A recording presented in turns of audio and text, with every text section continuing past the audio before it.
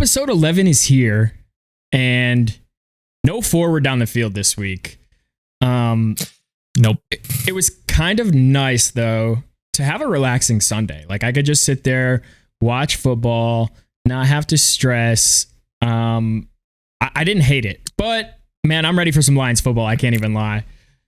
Yeah, in the past, I'd normally agree with you, but this Lions team is different. I actually look forward to watching them on Sundays, so it was a bit boring this weekend not having a Lions game, but I'm excited for their next matchup. So yeah, see, we've had relaxing Sundays throughout the year, but that's because we've won on Thursday night, and so those are like the most relaxing Sundays. Knowing we're 1-0 on the weekend, and we can just sit there and watch other teams struggle. So them being on the bye and not playing isn't as nice. I'm definitely looking forward to next week. Shit, I head out here soon for the game on Sunday. I'm pumped. Yeah, you'll be there. Hopefully your guy, Mr. Justin Herbert, looks like he did last week against this Lions D. Yeah, I hope so for Lions' sake, but fantasy, hopefully he does just enough this week. We'll see that though. Yeah, we'll get into that. A tough one for you, buddy, but that's for later. So let's jump right into the Week 9 recap. Some big late wins, some big late losses. We'll start it off with Turn Your Head and Goff against the Flying Circus. Turn Your Head and Goff gets back in the win column here with a 96-point performance. Mark just short of the 90 mark. Trent made a couple great moves leading up into the week. Yeah, I was just about to comment on that. I don't want this to go unnoticed because I think Trent, first year back in the league and however many years, he had some great management of his squad. So on Thursday, he picks up David Njoku and drops Dalton Schultz as he's going to start David Njoku. Okay. Saturday, he changes his mind, does the opposite, picks up Dalton Schultz and drops Njoku. So 2 days later, he switches up and Dalton Schultz ends up scoring 8.5 more points than Njoku. So those 8.5 points ended up making the difference. And if he started Njoku, he would have lost to Mark by 1. So yeah, great job, Trent. That was impressive. Good call there. A 7-point win with that move garnering him 8.5 points. I mean, what a move. He would have lost otherwise. And I'm glad he did. I sorry, Mark, if you're listening to this, but seeing you in the loss column as well kind of keeps my hopes alive a little bit. So great move by Trent and a great win to move to 5-4, I believe, right? Yeah, tied for second now in the division. Not bad. So on to our next one. We had the Denver Dust Balls putting up 106 against Golden Taint. And man, Mudge really tried to bring those early GGs out. And unfortunately for Taint, it worked. Yeah, Mudge is. I'd love to look up Mudge's record for the early GGs this year. It feels like he's been using those a lot recently. Comes up big for him. I'm glad he had a Chargers player that could do enough for him to win on Monday Night Football. So good performance by the Dust Balls. They're now sitting alone at second in the Maroon division, and Golden Tate Warriors fall to last in the Gold. Yeah, I just hope that he's not using all of that up too early. He didn't even just say GG. It was and this is all from memory. It was something like, I can't believe I lost on a week where it would have been so beneficial to win, or something along the lines of that. Like that wasn't even just a GG, like early GG. He does the workaround of it. Like he does he goes all out for it. Yeah. I love it. It's working clearly. It worked. I need to start doing that. Yeah, so I'm gonna have to try that out too. But good win for Mudge, and definitely a separating win for him.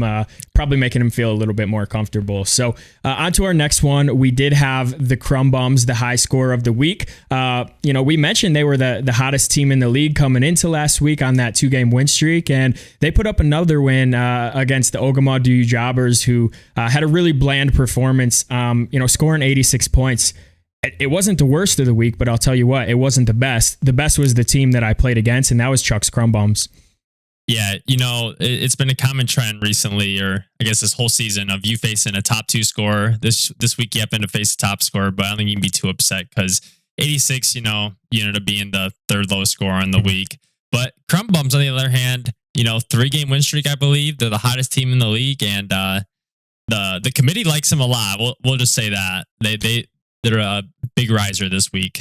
Yeah, he seemed to have lost all momentum, and then weirdly enough, once Jefferson went out, he's only been on the rise. So I don't know. Just like his Vikings too. Yeah. Jefferson goes out, Kirk goes out, and then bald head, no eyebrows comes in and just wins a crazy game to get the Vikings in the win column too. So I don't know what's going on with the Vikings. I don't know what's going on with the Crumb Bums, but whatever those teams are doing, it's working. Yeah, clearly. Moving on, though, we got the Fort Wayne Mad Ants with a 64-point performance against the Sliders with 91. Great job on the Sliders getting another win and, keeping their hopes alive for a playoff spot. Yeah, I mean, we say this every week. We say this every week about how the Mad Ants are the most inconsistent team in the league, and he just keeps proving us right. Is this his second performance in the... Did he have one in the 50s or was it 60s? I don't remember. He's had a couple low ones. Yeah, but he's also had... It's so hit or miss. Yeah, he's had multiple over 120. I know he had one over 150. So, I don't know what to think about this team. I don't. Yeah, I don't know either. I'm pulling up his history right now. He's got a 55-point performance in there, 77, 64. But then he's got performances of 150, 127. So, it's hit or miss with this team. Mm-hmm. It's the epitome of boom bust. Hopefully he can string together enough booms to keep it alive in the playoffs. Yeah, and good win by the Sliders. I mean, just when we thought they were down and out, here they come, and just like that, they're only a couple games out of the playoffs, sitting at 2-7 now, I believe. Yeah, so two games out. Good win for him, just kind of chipping away, and I'm just terrified that we're gonna see a repeat of the 5-8 three-peat champion Sliders. I just feel it coming in my bones. Yeah, it's certainly not out of the picture yet. So on to our fifth and final matchup. One we were referencing here at the start of the show. Clark Bar's football team, you put up 85. Lang's football team, you put up 91. You want to walk us through what Monday night looked like in your household? Before Monday night, let's just say it was a disappointing week from both of our squads. I was hoping this would be a shootout, two high scores on the week.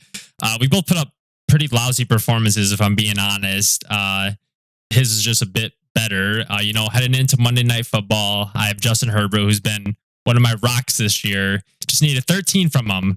Doable, but, the Jets, they have an amazing defense. Credit to them. And I didn't get enough from him. I think I only got 7 and I ended up losing by 6 points. So, that hurts, especially when you have CJ Stroud sitting on your bench with 60 points. Doesn't make it feel any better, but I don't regret the decision at all. More weeks than not, that's going to work out, and just didn't happen to be my week. And Ashton owns the football team title for now.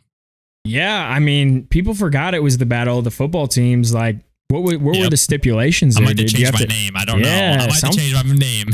Something's got to happen. Really, really tough Monday night for you there. Yep. But you're fine. I mean, the gold division is a tight race, but you're right in the mix, and we'll see what happens. But Ashton goes to 8-1, and I think he ran away with the 1 seed after that big performance. Yeah, I think he has a symbol next to his name on ESPN. I can't remember what it was. If it's like a Y or an X, but it basically means he clinched the playoffs. So he's basically in cruise control right now. He's playing for a bye and a 3-point advantage throughout the playoffs. Wow, look at that! He still has something to play for. Crazy how that works. It's awesome. Well, that does it for our week 9 recap there. Want to jump into some power rankings here. Honestly, this might be the most shifting that we've ever seen that we've seen this season in terms of the power rankings. So, I feel like this is how we start off every power ranking segment. But as you guys could have guessed, 1 and 2 do stay the same. Ashton at the 1 to 8-1, yourself at the 2 after a tough loss to Ashton. I mean, do you feel like those are right there?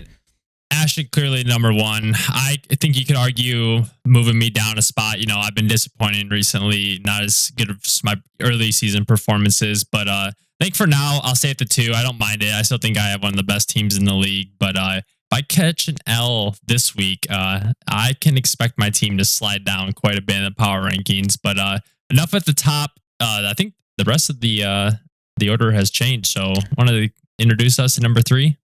Yeah, up 3 spots from last week and up like, I don't know, maybe even 7 spots from a few weeks ago. Chuck's Crumb Bums, they just continue to put out, performance after performance. They just keep getting the job done. And all of a sudden they find themselves right in the mix for playoffs when they thought they were down and out a couple weeks ago. And at number 3, a top 3 team in the league right now. I mean, what do you think about the Crumb Bums here in the top 3?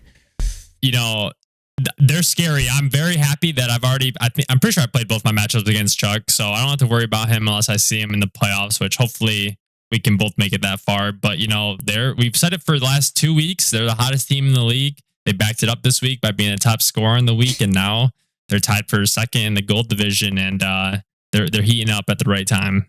Yeah, unfortunately, I was on the receiving end of that beatdown here the last week. So, I mean, I think his team is clicking right now. Let's hope he's not peaking too early. There's still a lot of season left, but great win and a great stretch of wins by the Crumb Bums to move them into the 3 spots. So, on to number 4, another team that was trending down and all of a sudden they're right back in the mix. The Denver Dust Balls up a spot from last week, moving up to the 4. What do you think about the Dust Balls? Do you like their chances?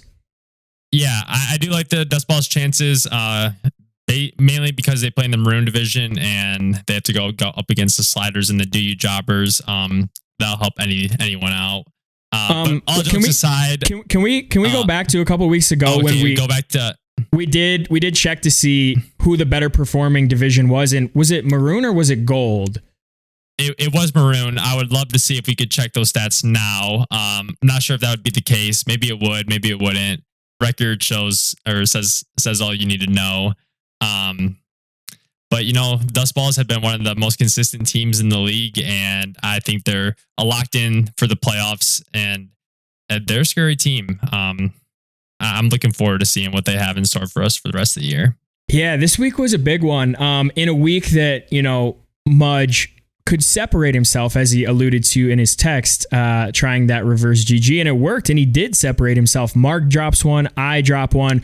Justin did win, but I mean, he's still a couple games out with me. So I mean, what a win by Mudge, and to be in a solid position in that 2 spot in the division. I mean, he has to think that at worst, maybe he ends up in the 3, but a big win this week to kind of give himself some confidence and start to build that momentum going forward. Yeah, definitely. And moving on to the 5 spot, we got the biggest mover of the week, featured guest on this pod. We got Turn Your Head and Goff up 4 spots to number 5. We mentioned it earlier, some just great management from him. He moves up, tied for second in the gold division, and I think this is a good spot for him. Yeah, it was hard to figure out like 5 through 7. 5 with Turn Your Head and Goff being there. I think it's fair. Could someone else have been in the 5? Maybe. I mean, we had the Fort Wayne Matt Anson. Spoiler, they're next here at the 6th spot. I mean, they were at the 3 last week. Interchangeable. It's 5A, 5B. Yeah, I think they could be at the 5, but after a really, really bad performance last week, the committee just saw a lot of holes in that team, to be honest with you. And I can see why they dropped to the 6 and Turn Your Head and Goff jumped up to the 5. So I don't know. Like you said, 5A, 5B, but a lot of season left to determine, who really deserves to be in that top 5 spot. Yeah, absolutely. Both great teams on any given week. Moving on to number 7, though, down 3 spots. We got the Circus, upsetting week, as we mentioned. Again, Trent with a great decision. If Trent ends up going with Njoku, Mark gets a win, and we're maybe talking about him in a top 4 spot. But fortunately, loses, drop him down to 7. What do you see now of the Circus this year? I mean, honestly, could it be curse of the podcast? I haven't really looked back to see we need to look that stat up. That might be a stat that we need to look at to see what teams' records are after coming on the podcast. I know there's at least one loss in there, Mark, because I mean, he could have won that game, like you said, had Trent started that other tight end, but that's the name of the game, right? That's fantasy football. And at the end of the day, he didn't. And so finding himself down 3 spots, down to number 7, after we were just talking the last few weeks about how he has solidified himself as a top 3 team. It's crazy to see Mark down here at the 7, but he's very much still in it. He's still sitting comfortable in the playoffs, and come playoff time, anything can happen. So I'm not worried about Mark at this moment. Absolutely. That was well said. Moving on to the bottom 3, not much movement. We got the Golden State Warriors in at the 8 spot. Good team. They're still, I believe 1 game out of the playoff, 2 games out of the playoffs for the Gold Division. So really anything can happen. Plenty of season left. They could very well be sitting in the 1 spot the way the Gold Division is stacking up. Moving on to 9 though, we got the Sliders moving up 1. Got to win. Tied with you. What are you nervous for the Sliders? Are you nervous they could take that last playoff spot and ruin your chances of seeing the playoffs? It could happen. The thing is I do have a leg up on the Sliders as of now. I have the head-to-head matchup. And honestly, these last 3 spots are like really tough. Like Golden Tate being here at 8 is funny. It almost feels like this is a guy that's like shooting even par through 3 rounds of golf, and all of a sudden he could go out on Sunday, shoot 8 under and win the tournament, right? Like he's keeping himself in it. He's right there. He's not near the top now, but all it could take is a couple good weeks and he could shoot up. So, him at the 8, I think is fair. And then it's just a battle of the toilet bowl. I mean, we had it a couple weeks ago. I thought we settled who the better team was. So I'm not really sure why the committee, put the Sliders above me. But at the same time, he got a win last week. I did not. It's the battle of the 2 and 7s. I think I have him coming up here in a week or 2, and maybe he can get me back, get a little revenge game going, and who knows? It could be for that 3rd and final playoff spot. Yeah, plenty of season left. Last shake up in the power rankings this week. I'm looking forward to seeing what the matchups this week bring us for next week's power rankings. But moving on to the Week 10 matchups, starting off, we got the Dust Balls 5-4 taking on the Circus 4-5. 2 versus 3 in the Maroon Division here. I know you and Justin are certainly rooting for a Dust Balls victory. What else are you seeing in this matchup? No, I don't think I see anything else. I think you nailed it. Right on the head there. If the Flying Circus does win and both of those teams move to 5-5, it's going to be really hard for me or Justin to get in without probably winning out, to be honest. You need to win out. They would need to lose a couple. Lose several, so I think I am, unfortunately, I love to cheer for Mark, but just for my own sake, I think I am going to start having to put all my faith in the Dust Balls, that they keep winning games. And I just need the Flying Circus to drop a couple. And I know you and I were talking a little bit before the show about potential playoff scenarios, but I do have Mark week 14. I mean, I alluded to him in the guest podcast that maybe it might mean, a little more than just a game of pride. And if I'm 1 back going into that game, and I split with him, it's all going to come down to those points 4 where I'm sitting a little bit above him. So who knows? But I do need the Dust Balls to take one here.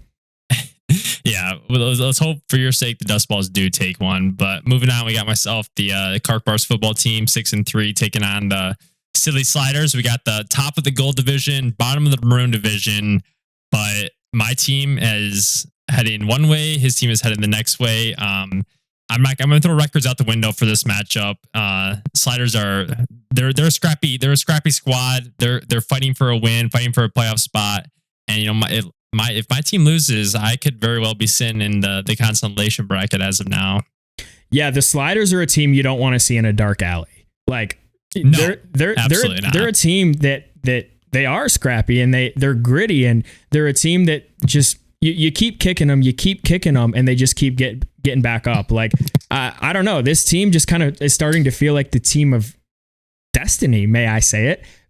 Who knows? Yeah. We've seen it from him before, and I wouldn't be surprised if we see it again. But it all starts this week for Justin, and if he can go out and get a win, I think he's very much in it. And I mean, you can speak for yourself, but you got to start getting a little bit nervous if you drop another one this week. Yeah, last week I wasn't nervous. I was hoping if I could beat Ashton, I'm saying comfortably. But after the loss to Ashton, I am getting a little bit nervous. I still think I have a good enough squad to make the playoffs. It's just a matter of getting the bye. Yeah. But moving on, we got the battle of two. I think, yeah, both are tied for second in the gold division. We got Turn Your Head and Golf taking on the Fort Wayne Mad Ants. Both are at 5-4.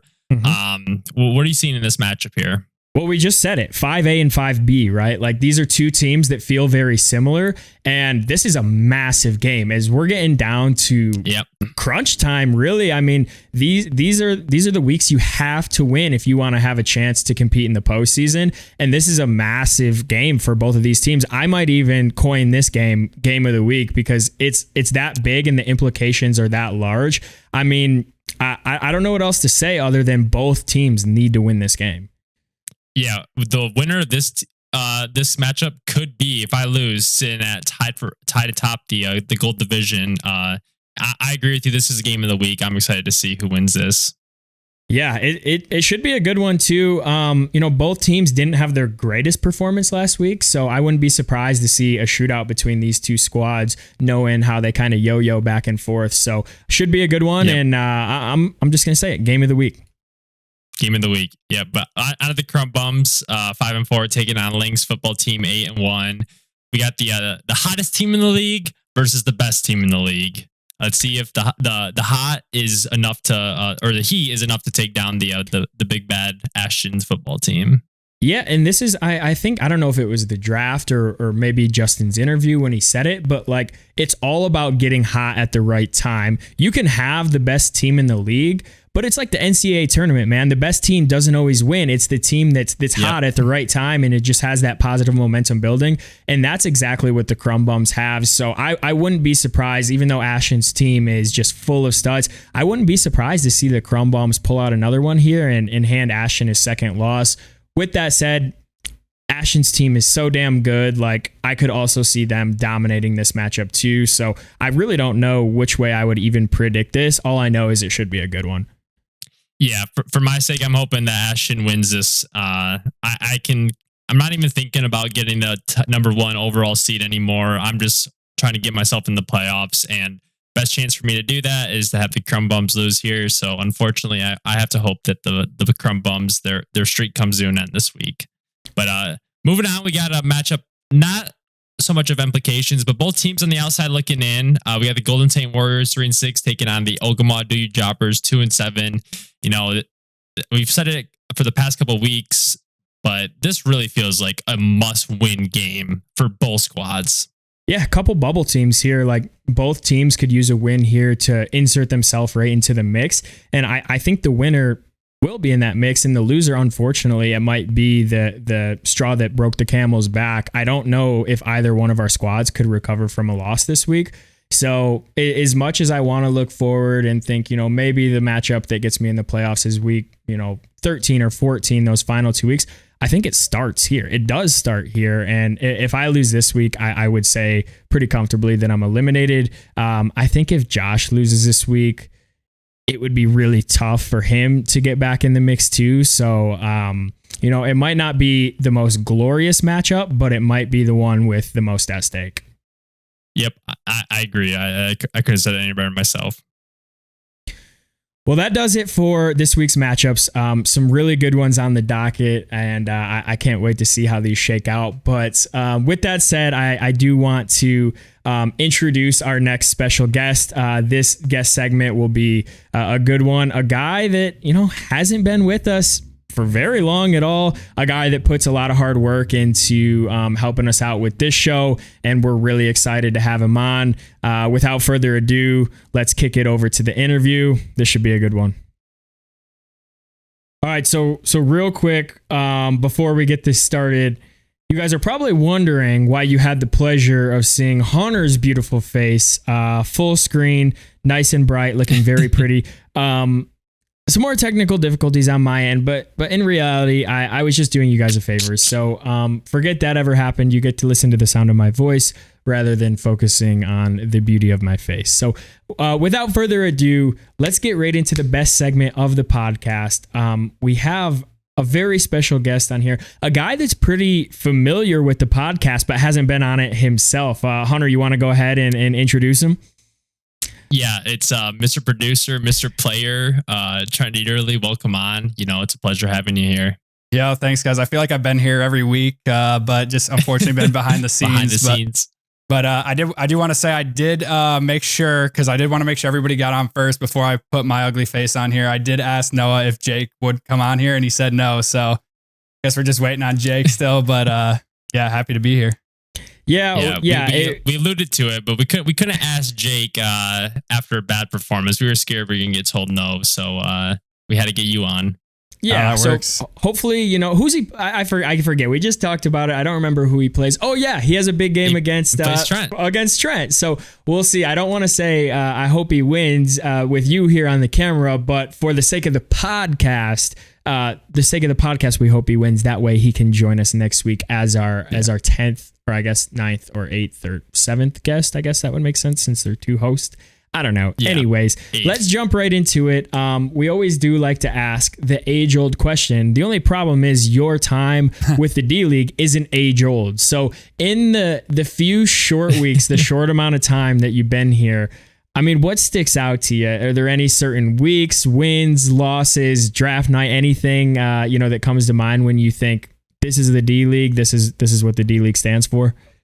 Yeah, I'm trying to think. I feel like, because I haven't played in many years, as you guys know, I'm trying to think. I feel like I was in one of the NFL. Was it the NFL.com? Did you guys start there first? Because I feel like I was in it for a while. And then, I don't know. I think I did it for a few years and then just kind of fell out of it. But I don't remember anything obviously back then. But as far as like so far this year, obviously doing the whole podcast and stuff has probably been my favorite part. Honestly, it's cool to do. I feel like at least from my creative side and kind of background in this kind of stuff, I think it's super cool. And hopefully, obviously the people that tune in and watch it seem to enjoy it and stuff. So trying to make it decent and enjoyable for everybody to watch in the league and kind of just making a good overall production and all that. But as far as wins and stuff, I mean, I can't. Beating Mark last week was tough. Obviously I got a strong relationship with Mark. We've been boys for a while. It's been tough week, but had to pull out a W there, and hopefully no hard feelings. I'm sure we'll be matched up again later in the year, but was kind of a big win for me. Kind of battling it out in the gold there for a second. But now it looks like I think me, Jake, and Chuck are all tied. I think at 5 and 4. So yeah. Long story short, favorite moment. Got to go with this year beating Mark so far, but absolutely love that dude. And I texted him literally the night of and send as many hearts as possible because I have nothing but love. But when it comes to fantasy football, I don't know, the love gets set aside for the week. Yeah, Trent, you won't know this, but earlier in the episode we mentioned you had a great start sit decision this week. So I want you to walk us through that, because Thursday I believe you dropped Dalton Schultz for David Njoku. And then Saturday, changed your mind into the exact opposite, picked up Dalton Schultz and dropped David Njoku. And that difference in points right there ended up being the difference between a win and a loss this week. So can you walk us through that decision? I mean, there really honestly wasn't. Definitely all of you guys I know, I think I went into the draft like not knowing or not having any like plan, just literally going off the dome, kind of doing the same thing throughout the year. It does benefit me, however, and I will say I got a shout out to Ethan and Brian in our office, because every Thursday, we're all tuned into the podcast. Everybody's watching it in the office, and they also both play fantasy. So kind of getting to bounce ideas and stuff off them with what's going well. Any guys they think might be kind of a good look. And I think really, I don't think there was too much really behind the decision. I was looking for just a tight end. Waller's been absolutely garbage. I dropped him earlier. I just kind of, he's just been taking up a spot, and I think he's on the IR now. So I just kind of, I think we're good on him. So I think I was just happened to look at like free agent tight ends, and Schultz was there. And I don't know, it's something about Stroud. I just knew I felt something, not a 60 point, whatever he dropped last week, but he's a good quarterback, and just kind of looking for that connection, kind of somebody that was available and had a decent quarterback that I felt like maybe would get him the ball. So just kind of an impromptu thing. And yeah, I don't know. Just got really lucky with that for sure. Hey, it was a great decision. Yeah, I'm definitely going to be keeping around for a little bit. We'll see. I think it was funny. I was actually driving home from work today, and I didn't even know you could send messages to the whole league. And all of a sudden I get a fantasy football notification from Trent's team, and I see Trent's team drop Darren Waller, and then the message right after it says, I don't even remember. It was like, have fun with Waller. He's garbage or something along those lines. I got it right here. It said, enjoy Waller. He garbage. Yeah. I didn't even know you could send. I didn't know you could send messages to the whole league. So I'm driving home from work and I'm like, what in the world? But that was a decision that won you the week. And it was funny when you were talking about that, you talked about the draft and going into it and not really having a strategy. So I'm wondering when it was your time to pick, what was it you were looking at? Were you just looking at like ESPN rankings or just guys that you thought might have a good year? Or, I mean, we've talked about it a handful of times. T. Higgins, Jamar Chase, right? Like no one would have thought you'd grab two receivers off of the same team. We've been waiting 11 weeks for this explanation. Walk us through what went into that decision, why you drafted the guys you did. So I literally had there was no plan. But obviously being in the call with all of you guys, kind of just obviously kind of knowing, obviously the projections are projections for a reason. They're not always correct. And I'm not sure how they draw those or how they get, how they are, I guess. But honestly, I just was kind of looking for, whoever. Obviously, I knew Joe Burrow was the quarterback of the Bengals. I kind of honestly wasn't too familiar with like a ton of players in the league just because mainly when I'd watch like in the past, like, however many years since I stopped playing fantasy, I'm only really watching the Lions and then whoever they're playing that week. So I have a good idea of like who's obviously on what team. Obviously knew Burrow's a decent quarterback and I think just happened to just land upon those two guys. They were kind of the top. I think it showed their stats and stuff from last year and their points. And I think that was kind of just one of the things I went off of as far as, good, are they good receivers? Are they going to build up points? Honestly, didn't even cross my mind that having two guys on the same team could be a downside later in the season if, the quarterback's not doing good or, something's going on in the locker room or, whatever the case is. But it's worked out decent. A couple of the weeks kind of starting a couple other guys instead. I don't know if last week I obviously just started both of them, but I don't even know the last time that I did. I think I kind of had a mixture of guys in there for wideout. But as far as a duo, I think they're still pretty good. Obviously, it kind of benefits when the guys are focused more on Chase. He can get a few points here and there. And then T. Higgins, it kind of helped me out last week. I think he got around like 11-ish or so, but still no tutties from either, which kind of sucked. But I don't know. Yeah, I'm not sure if I'll go into that strategy moving forward with two guys on the same team like that. But yeah, definitely not the worst decision I've had, but probably not the greatest either.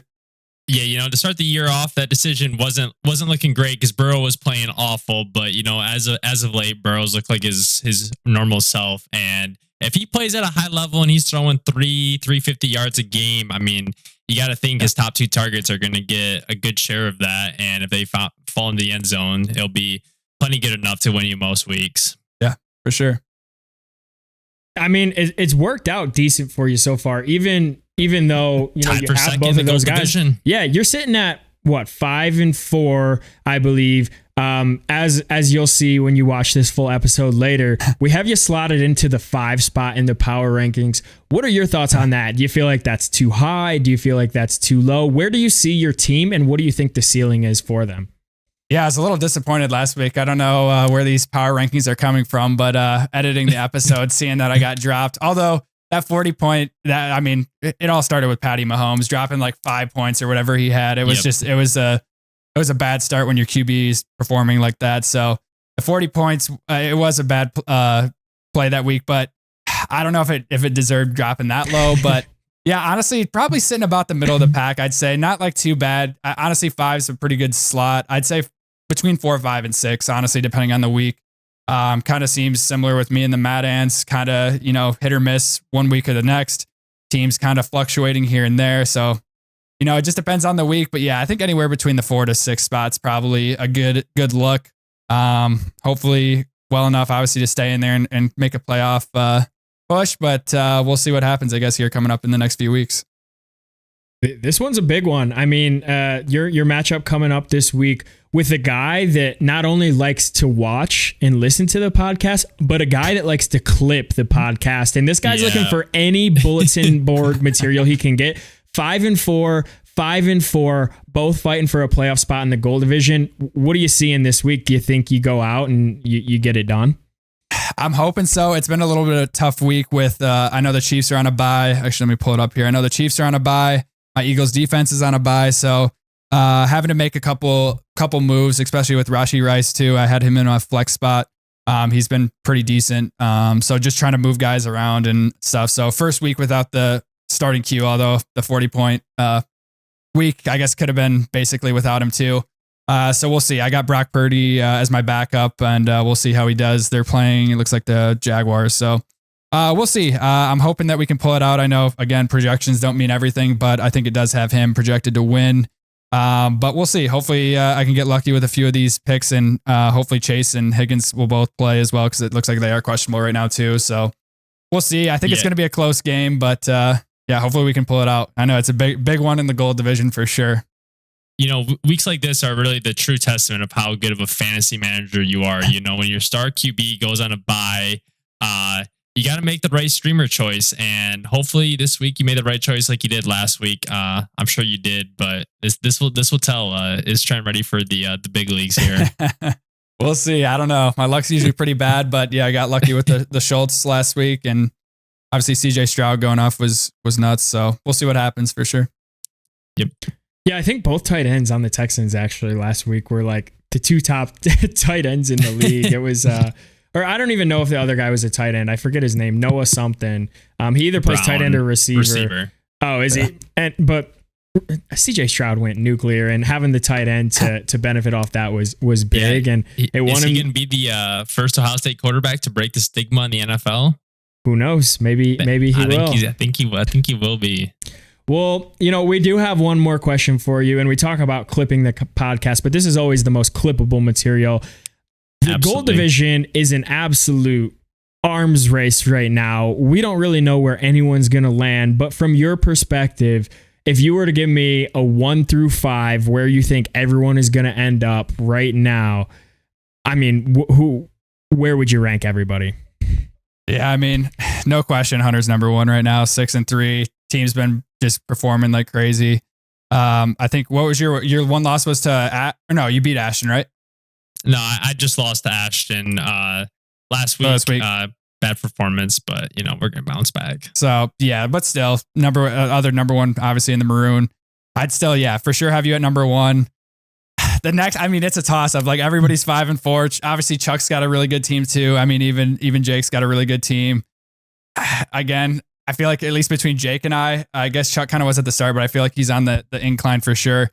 Jake and I's teams are just they're not that consistent. So I don't know. It's tough. I feel like the next few weeks, it's going to be easier to tell. Obviously right now with 3 teams tied at 5-4, it's a little tough.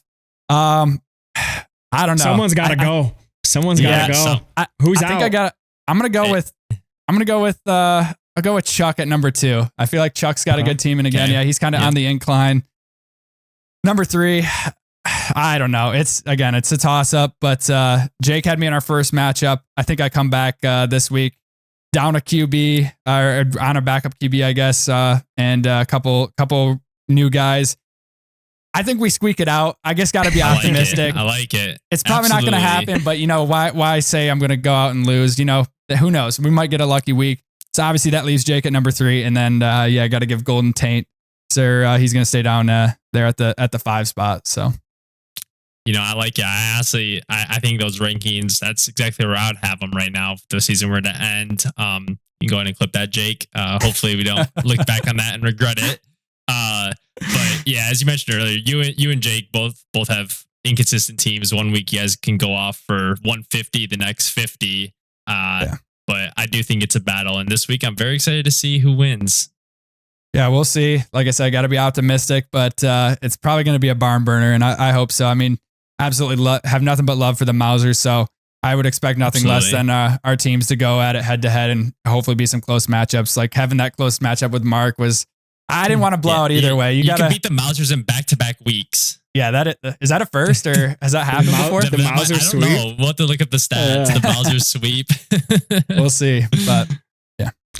Awesome. Well, Hunter, any other questions you have before we wrap it up here? I have no questions, but I just want to say from me, Noah, and the entire D League and all of our loyal listeners, we want to just thank you so much, Trent. You know, without you, none of this is possible. And you've done a great job so far this year. And, you know, we really appreciate it. Yeah, thank you. Appreciate it a ton. And yeah, man, it's like I said, even going into it when you guys mentioned it, like obviously it's nothing like too hard for me to do. Obviously with work and stuff, it kind of conflicts, especially now that we're in hockey season. It's a little tough to do. So I know a couple of the pods have been a little bit late, but trying to get those turned around and stuff for Thursdays at 5 p.m. Eastern can be tough some weeks. But yeah, honestly, absolutely love doing it. Super fun. And honestly, you guys have been doing a great job too with the hosting and stuff, and even the guest segments and all that. It's been absolutely fun to watch. I try, it's hard to explain, but basically kind of when I edit it, I try not to watch like a ton of it, obviously trying to add in the scores and stuff from last week and then the next week matchups, trying to skip through and not listen to everything. So that way, when the pod comes out, I can try to watch it like a viewer as well and be able to see everything just as they would. But obviously kind of some things here and there because I have to watch it, to do it. So it is what it is, but honestly enjoyed a ton. And yeah, man, glad to do it. And yeah, excited for the weeks to come and see what happens later down the road for the playoff podcast. We'll see. Yeah, Hunter and I were talking, and I think 11 episodes in, we said there were two options. One, I'd be editing this thing on iMovie on my Mac, and the production would be absolutely terrible. Or two, it wouldn't exist. So thank you a lot. We really do appreciate it, and best of luck the rest of the way. 5-4, first year back. What a year it's been, and a lot of potential with this team. So thank you again. Thanks for coming on. Pleasure to have you. And anything else before we wrap it up? Just thanks again, everybody who actually tunes in and stuff. And hey, we're always open to suggestions. If you guys have any ideas for things you'd like to see on the pod, or if you guys want things formatted differently, trying to do my best to, format when you guys do the power rankings and showing the next week's matchups and all that. So anybody, you can always leave a comment or obviously text and let me know if there's any again, suggestions or anything that we should do differently or anything to improve or, anything like that. But yeah, thanks again. Glad to be on the pod finally. And look forward to more to come. And best of luck to you guys as well. Absolutely. It's been a pleasure. All right, producer, hopefully you had a nice transition back. It was a pleasure having you on. Really the unsung hero of this year. This podcast wouldn't be the same without you. To be honest, if we didn't have Trent, I don't think we would still be doing this, to be honest with you. I think one of us would have just forgot to do it one week and then just never did it again. So we appreciate you, Trent. And that was a great interview. Yeah, I'll tell you what, I would probably be on my laptop on iMovie trying to put this together. And we definitely wouldn't have made it this far. If we did make it this far, the quality would be, it would be shit. Terrible. Really, great interview too. Not only is he a fantastic producer of the show, he's a great fantasy football manager, and good for him for being right in the mix of teams his first year in. It was really interesting to hear his thoughts surrounding fantasy football, given that he's been out of it for so long. But good for him is really all I can say, because he's got a chance to go the distance. Yeah, that would be something if he came in first year in the league and just came with a win over the entire league. I'd be a little sad about that, not gonna lie. But that would be a statement. Great episode. Moving on to next week, same thing. We got a recap of the week, some new power rankings, and we're gonna have our last new guest. Mm-hmm. Yeah, excited to have him on. Thought about having him on this week, was a little scared to send the text message, as last time I did that, he was coming off a not so great week and I got shut down. So we decided to save him. And this is where we would say last, but certainly not least. Really excited for that episode as well, and to pick his brain a little bit. So thank you all for watching. It's been a great episode. And anything else you'd like to say, or you want to get out of here? See ya later.